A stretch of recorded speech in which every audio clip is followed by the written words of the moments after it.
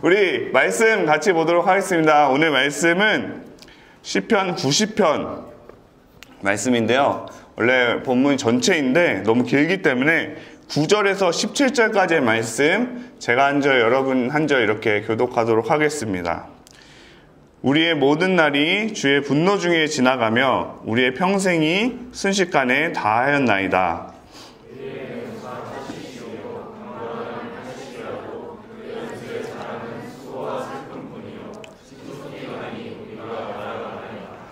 누가 주의 노여움의 능력을 알며 누가 주의 진노의 두려움을 알리이까?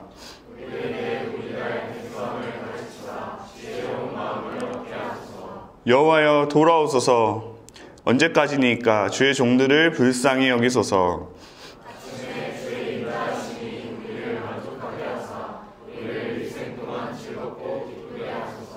우리를 괴롭게 하신 날수대로와 우리가 화를 당한 연수대로 우리를 기쁘게 하소서.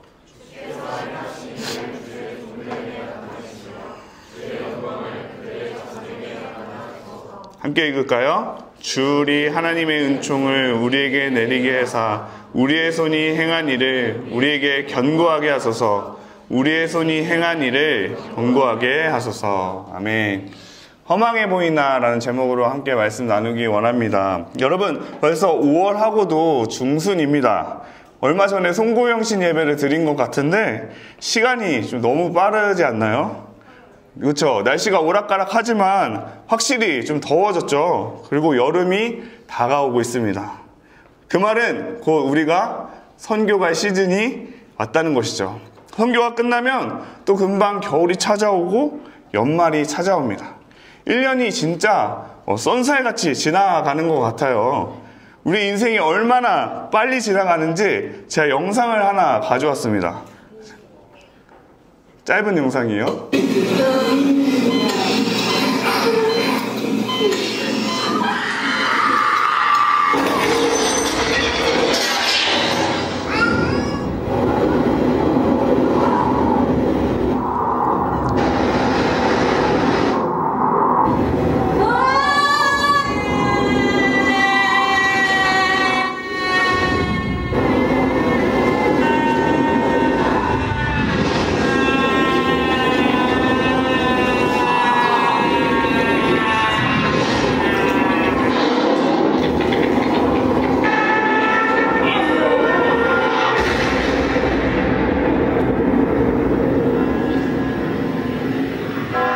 네, Life is short. 여러분 어떠신가요? 좀 웃기긴 하지만 우리 인생도 이렇게 조금 빨리 지나가고 있는 것 같지 않나요? 여러분 우리의 삶이요 참 짧습니다. 저는 인스타그램을 자주 하지는 않지만 이 스토리를 보고 있으면 그것이 마치 우리의 인생 같다라는 생각을 가끔 합니다. 스토리에 아무리 멋진 풍경과 추억을 올려도 24시간이 지나면 더 이상 볼 수가 없잖아요. 마찬가지로 우리 인생도 그 순간에는 굉장히 반짝거리는 것 같지만 시간은 너무 빠르게 지나가고 우리가 남기려고 애쓴 것들이 어느 순간 흔적 없이 사라지기도 하는 것이죠. 이 짧은 인생 속에서 여러분은 오늘을 어떻게 살고 계십니까? 여러분 정말 안녕하십니까? 우리 옆 사람에게 이렇게 한번 지그시 바라보면서 인사해 볼까요? 너 진짜 괜찮아? 심각한 표정으로. 네, 대부분 우리는 매일 똑같이 이 반복되는 일상을 살아가고 있습니다. 아침에 일어나 학생들은 학교에 가서 공부를 하고 직장인들은 직장에 가서 일을 하고 저녁에는 약속을 잡거나 알바를 하는 친구들도 있겠죠. 그리고 나서 집에 와서 잠깐 핸드폰 보면 몇 시예요? 11시, 12시. 네, 잘 시간이죠. 자고 일어나면 또 아침에 일어나서 그 하루를 동일하게 살아갑니다. 그러다 보면요, 가끔 무슨 생각이 듭니까? 내가 무엇을 위해서 이렇게 열심히 살고 있는 것이지? 분명 나름 열심히 산 것 같은데 이루어진 것이 아무것도 없는 것 같아. 언제까지 이렇게 지루한 일상을 살아야 할까? 이런 삶이 과연 나에게 무슨 의미가 있을까라는 생각이 듦과 동시에 현타가 오면서 우리 안에 이런 생각이 떠오릅니다. 허망하다. 여러분, 이 허망함의 뜻을 사전에서 찾아보니까 어이없이 허무함이라는 뜻이더라고요. 우리의 삶이요, 생각할수록 살아갈수록 어이가 없을 정도로 허무하게 느껴질 때가 있습니다. 그리스 로마 신화에 보면요, 시지푸스의 이야기가 등장합니다. 이 시지푸스는 그리스의 한 지역을 다스리는 가장 교활한 인간 왕이었습니다. 어느 날 시지푸스의 만행에 제우스는 그에게 죽음의 신을 보냈습니다. 그러나 장깨가 많았던 그 시지푸스는 미리 예상하고 숨어 있다가 죽음의 신을 기습 공격할 뿐만 아니라 그를 감금시켜버리고 장수를 누리게 됩니다. 하지만 생명에는 끝이 있듯이 결국 생을 마감한 그 시지푸스에게는 신들을 속이고 죽음을 기만한 죄의 대가로 엄청난 형벌이 기다리고 있었습니다. 그것은 바로 거대한 바위를 산 꼭대기로 밀어 올리는 것이었습니다.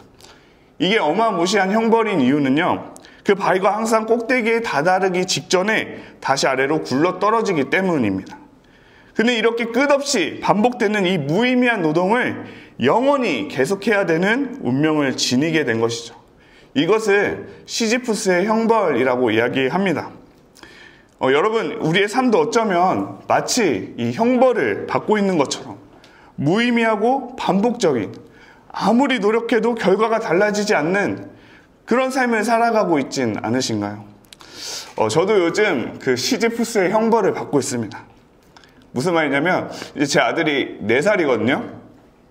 공룡을 엄청 좋아하는데 온 집안이 다 이제 공룡 장난감입니다. 밤에 침대에 누우면 등이고 발이고 뭐가 걸리는 게 있어요. 보면 다 공룡입니다. 그래서 이제 아기를 재우고 조용히 나가서 온갖 장난감으로 어지러진 그 거실을 치우고 집안 청소를 합니다. 근데요, 신기한 일이 있어요. 그 다음날 동일하게 침대에 누우면 또 뭐가 있습니까? 뭘까요? 네, 공룡이죠. 거실은 어떨까요? 언제 치웠냐는 듯이 난장판인 것이죠. 치워도 다시 어지러져 있는 우리 집. 이 행복한 형벌을 매일매일 받고 있습니다. 이렇게 반복되는 삶이 우리에게 허망함으로 찾아오는 근본적인 이유가 무엇일까요? 열심히 했는데요, 안 될 때, 그쵸? 마음을 쏟았는데 내 딴에는 최선을 다하고 애썼는데 결과가 변하지 않고 똑같은 일이 반복될 때, 누구에게도 인정받지 못하고 나 혼자 애쓰고 있는 것 같을 때, 그럴수록 우리는 뭐하러 이렇게까지 살아야 하지?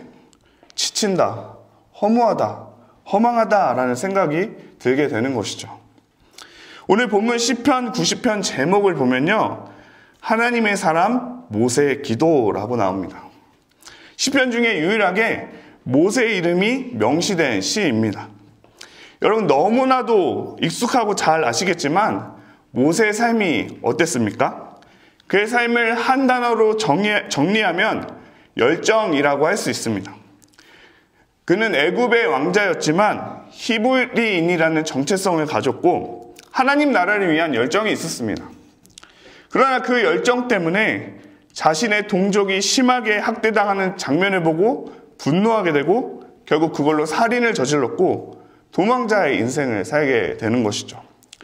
이 광야에서 40년 동안의 그 시간은 모세에게 훈련의 시간이었습니다.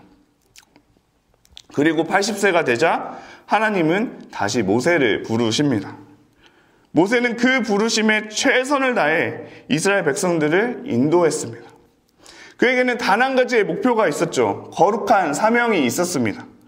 그것은 이스라엘 백성들을 데리고 약속의 땅, 가나안 땅에 들어가는 것이죠. 그 광야에서 이스라엘 백성들의 삶이 어땠을까요? 우리와 비슷하죠. 매일 반복되는 일상이었습니다. 구름 기둥과 불 기둥을 따라 이동하다가 멈추면 텐트를 치고 거기서 자고, 또 일어나면 하나님이 주신 만나와 메추라기를 먹고 또 구름 기둥과 불 기둥을 따라 이동하는 그런 삶의 반복이었습니다.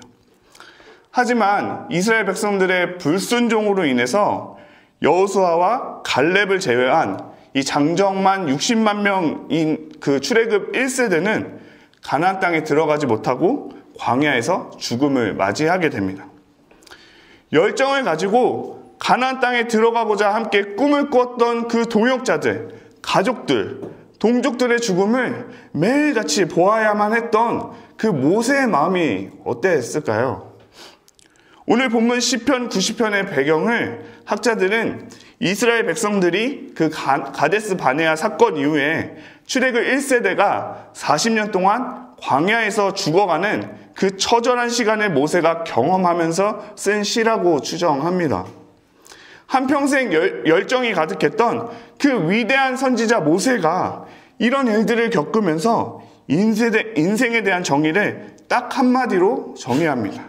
10절 한번 읽어봅시다. 시작. 우리의 연수가 70이요 강건하면 80이라도 그 연수의 자랑은 수고와 슬플 뿐이요. 네, 열정을 가지고 수고했는데요, 열심히 노력했는데요, 결국에는 슬픔만이 가득하고 시간은 빠르게 흘러 다 죽음뿐이라는 거예요. 가나안 땅을 향하여 40년 동안 그 불순종하는 백성들을 이끌고 여기까지 왔는데 그 결과가 무엇입니까? 단 2명을 빼고요, 자신조차 그 가나안 땅에 들어가 보지도 못하고 함께 열정을 쏟았던 그 백성들이 무기력하게 죽어가는 모습이었다라는 것입니다. 이때 모세가 느끼는 감정이 바로 허망함 아니었을까요? 여러분은 인생을 한마디로 정의한다면 무엇이라고 정의하겠습니까? 모세가 인생을 수고와 슬픔뿐이라고 고백한 이유가 무엇일까요? 기본적으로 이것은 죄로 인한 결과라고 볼 수 있습니다. 인간의 타락으로 하나님과 단절된 우리는 이 죄악된 세상에서 아무리 좋은 것을 보고 먹고 누려도 인간의 본성, 그 가슴 한켠에는 세상의 것으로 채워지지 않는 그 구멍, 허무함, 허망함이 있다는 거예요. 여러분, 돈만 있으면 행복할 것 같습니까? 내가 이루고 싶은 꿈을 이루면 행복할까요? 내가 원하는 그 배우자와 결혼을 하면 행복할까요? 행복하죠. 그렇다면 이 세상은 행복한 사람으로 가득해야 되는데 꼭 그렇지만은 않다라는 거예요. 잠시 잠깐의 행복과 만족을 줄 수 있지만 이 세상의 것들은 우리의 근본적인 그런 만족을 주지 못하고 인간은 또 다른 것을 계속해서 갈망한다는 것이죠. 이 전도서에 보면 돈과 명예, 지혜와 사랑, 이 모든 것을 가진 자가 등장합니다. 그게 누구입니까? 솔로몬이죠. 그 솔로몬이 전도서를 통해서 인생을 정의하는데 뭐라고 정의하냐면 우리 전도서 1장 2절에서 4절 그리고 9절에서 11절 한번 읽어봅시다. 시작. 전도자가 이르되 헛되고 헛되며 헛되니 해 아래서 수고하는 모든 수고가 사람에게 무엇이 유익한가? 한 세대는 가고 한 세대는 오되 땅은 영원히 있도다. 9절에서 11절도 읽어봅시다. 시작. 후에 다시 있겠고 이미 한 일을 후에 다시 할지라 해 아래에는 새 것이 없나니 무엇을 가리켜 이르기를 보라 이것이 새 것이라 할 것이 있으랴. 우리가 있기 오래전 세대들도 이미 있었느니라. 이전 세대들이 기억됨이 없으니 장래 세대에도 그 후 세대들과 함께 기억됨이 없으리라. 우리 인간이 추구할 수 있는 이 세상의 모든 것을 가진 솔로몬이 이렇게 이야기하는 거예요. 헛되고 헛되니 모든 것이 헛되다. 해 아래 수고하는 모든 수고가 아무 유익이 없다. 해 아래 새 것이 없다. 거기서 거기다라는 고백인 것이죠. 그럼 여러분, 우리는 생각해 봐야죠. 우리의 인생은 아무런 의미가 없는 것일까요? 이 짧은 인생 모든 것이 헛되니까 그냥 무의미하게 대충 살면 되는 것일까요? 이 허망해 보이는 인생 가운데 우리는 어떻게 살아가야 할까요?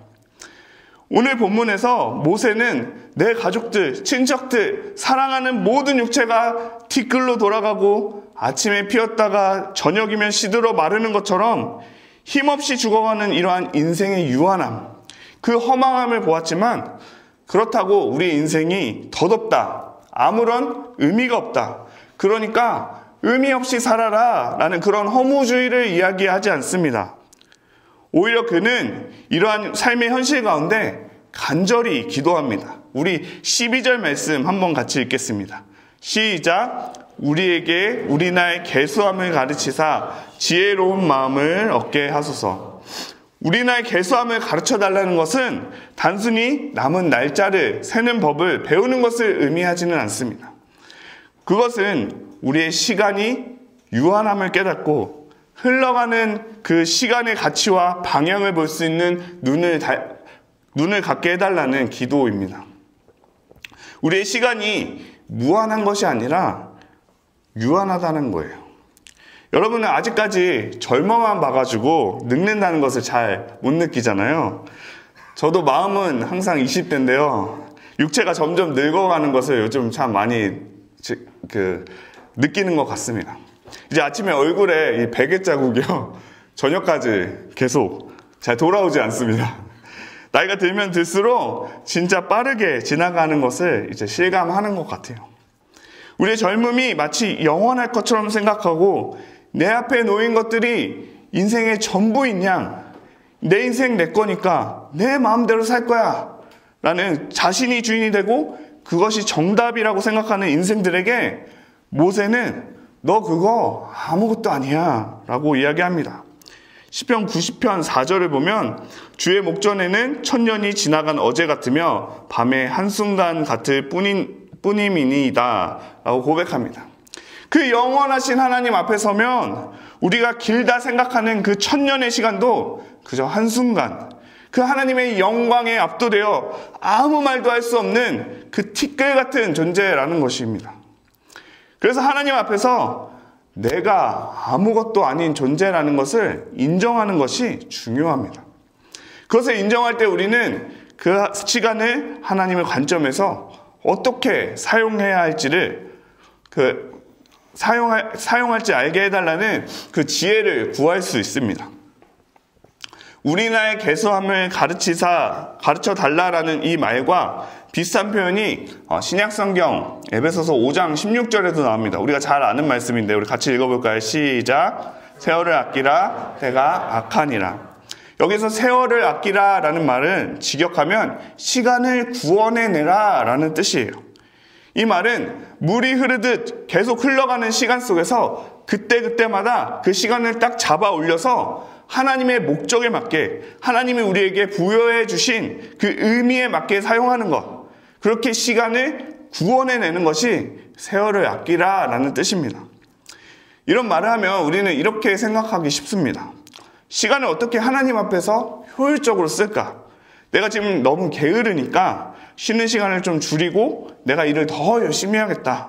짜투리 시간을 잘 활용해서 삶을 잘 살아내야겠다라고 생각할 수 있습니다.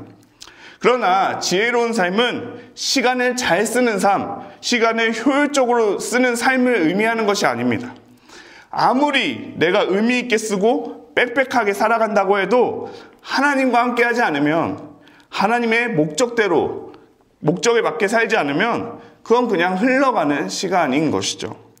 반대로 쉼을 누리고 있다라고 해도 그것이 하나님 안에 깊은 교제와 목적에 맞게 사용되는 시간이라면 그것은 지혜로운 삶, 세월을 아끼는 삶이라고 할 수 있는 것이죠.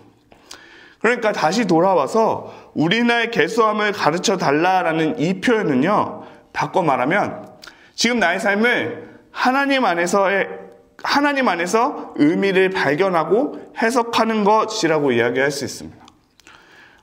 너무나도 유명한 김춘수의 꽃이라는 시가 있잖아요. 내가 그의 이름을 불러주기 전에는 그는 다만 하나의 몸짓에 지나지 않았다.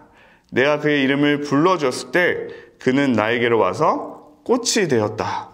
하나의 몸짓에 지나지 않았던 어떤 존재의 이름을 불러줄 때, 의미를 부여할 때 꽃이 되는 거예요. 누군가가 나의 의미를 발견해 줄 때 우리의 존재가 결정되는 것이죠.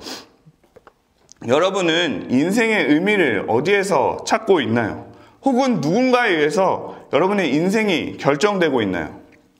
혹시 남들과 비교하여 돈을 잘 벌고 좋은 직장, 좋은 대학교에 다니고 좋은 학교, 좋은 배우자를 만나는 것에 여러분의 삶의 의미와 목적을 두고 살진 않으십니까?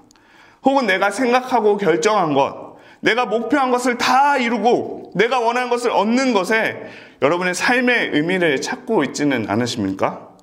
그것도 아니라면 이 반복되고 변하지 않는 인생으로 인해 아무런 의미도 찾지 못한 채 무의미하게 살아가고 있진 않으십니까? 그렇다면 우리는 결국 허망함에 빠질 수밖에 없습니다. 왜냐하면 이 세상의 성공, 성취, 소유는요, 모두 시간이 지나면 사라질 것들이기 때문입니다. 좋은 대학도, 직장도, 배우자도, 심지어 내가 원하는 것을 다 이루는 성취도요, 결국 영원하지 않습니다. 전도서 3장 11절 말씀처럼 사람의 마음은 영원을 사모하도록 지음받았기 때문에 잠시 반짝이는 것으로는 결코 만족할 수가 없습니다. 잠시 만족을 주는 것 같아도 시간이 지나면 그 감정은 무뎌지고 더 큰 것을 원하게 되는 것이죠.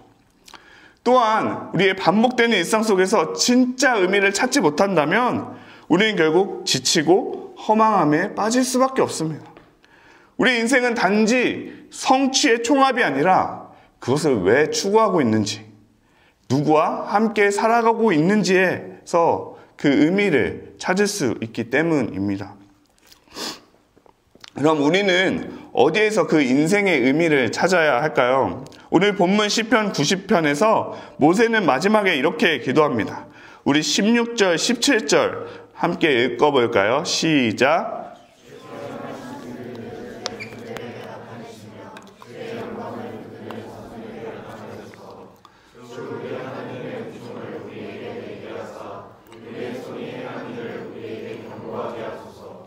내 손이 행한 일을 견고하게 하소서. 모세는 마지막에 무엇이라고 기도합니까? 주께서 행하신 일을 주의 종들에게 나타내소서. 지금 모세는 내가 무엇을 했는가 보다 하나님이 어떤 일을 하시는가에 의미를 두고 있습니다. 17절에도 우리 손이 행한 일이라는 이 표현도 결국에는 하나님이 그 일들을 견고하게 해주셔야 의미가 생기는 삶임을 강조하고 있습니다. 우리는 내가 세운 목표와 계획과 내가 성취한 일, 내가 원하는 일에서 인생의 의미를 찾고 싶어 하지만 진짜 의미는 하나님 뜻 안에서 하나님이 하시는 일을 알아가며 거기에 우리가 동참할 때 발견되는 것이라는 것입니다.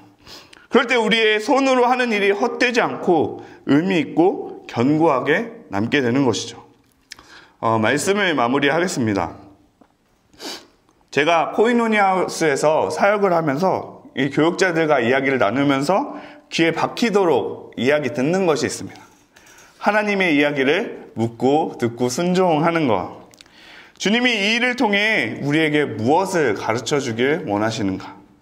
하나님께서 오늘 나에게 가르쳐 주신 것이 무엇인가? 그래서 하나님이 오늘 나에게 원하시는 그 한 걸음의 순종은 무엇인가? 우리가 사역할 때마다 묻는 것이죠. 지금 우리가 선교훈련하고 있는데요. 여러분도 동일하게 이 질문을 나눴을 것입니다. 그래서 이 모든 사역을 결과로 판단하고 숫자로 판단하는 것이 아니라 이 사역을 통해 하나님이 무엇을 가르치기 원하고 우리가 얼만큼 배웠는가가 중요한 것이죠. 저는 여러분의 삶 가운데서도 동일하게 질문해 보길 소망합니다. 여러분의 삶에 반복되는 일상 가운데 때로는 진로, 직장, 결혼 등 나의 미래를 두고 언제까지라는 이런 질문들이 마음을 힘들게 할 때, 때로는 무의미해 보이고 달라지지 않는 그 오늘을 살아갈 때 하나님께 묻는 것이죠. 주님, 이 일을 통해서 나에게 가르쳐주고 싶은 것이 무엇입니까? 그리고 우리의 삶이 하나님의 섭리 가운데 있음을 고백한다면, 하나님, 그렇다면 내가 오늘 할 수 있는 한 걸음의 순종이 무엇인지 가르쳐 주십시오. 주님, 나의 손이 행한 일을 견고하게 하여 주셔서 이것을 행할 수 있는 힘과 용기를 더하여 주시옵소서. 이렇게 여러분의 모든 일 가운데 모든 상황 가운데 하나님께 묻고 듣고 순종하는 삶이 되기를 간절히 소망합니다. 제가 오늘 말씀을 준비하면서 떠오른 찬양이 있는데요. 오늘 설교의 제목이기도 한데 허망해 보이나 라는 찬양입니다. 제가 가사를 한번 읽어드릴게요. 허망한 삶이라 여겼던 우리 인생은 한 사람이 짊어진 십자가로 변했네. 우리의 세상은 여전히 허망해 보이나 주 안에서 우리 사랑을 외치네. 이곳에 주의 나라와 주의 뜻만이 영원히 이뤄지리. 주가 일하시는 우리의 삶 가운데 주님께 우리의 찬양과 그의 영광을 영원히 노래하리. 포기치 않으시는 당신의 그 사랑을. 사랑하는 여러분, 우리의 인생이요 허망해 보일 수는 있지만 결코 허망하지 않습니다. 왜냐하면 예수 그리스도의 십자가로 말미암아 우리는 유한한 삶에서 무한한 삶으로, 무가치한 삶에서 하나님의 존귀한 자녀로 우리의 신분이 변했기 때문입니다. 우리의 짧은 인생 가운데 변하지 않는 것 같아도 매일 동일해 보여도 주님이 오늘도 우리의 삶 가운데 신실하게 일하십니다. 주님의 뜻을 우리를 통해 이루십니다. 그러니까 여러분의 매일 반복되고 의미 없어 보이는 삶이 결코 의미 없는 삶이 아니라는 것입니다. 그 무한하신 영광의 하나님이 우리 인생 가운데 의미를 부여해 주시고 꽃이라고 불러주시는 위대한 삶이라는 것입니다. 우리 이 시간 다 같이 이 찬양을 주님 앞에 올려드리며 주님 내 삶 가운데 주님의 일하심을 발견하게 하여 주시옵소서. 하나님 안에서 의미를 찾는 인생 되게 하여 주시옵소서. 우리 이러한 고백으로 함께 찬양하게 소망합니다.